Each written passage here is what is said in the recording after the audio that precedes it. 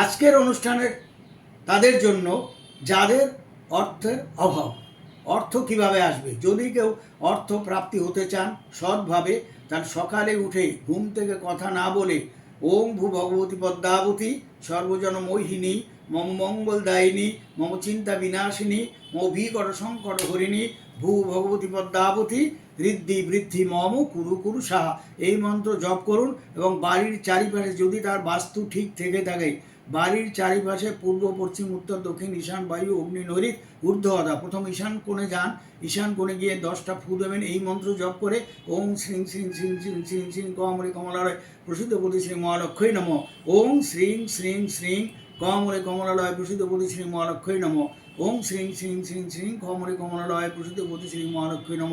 এই মন্ত্র প্রতি কোণে গিয়ে 10বার করে জপ করে 10টা ফু দিয়ে যান, দেখবেন 10 দিক থেকে চারিদিক থেকে আপনার অর্থ আসবে, যদি আপনার গ্রহদোষটাকে সংস্কার থাকে।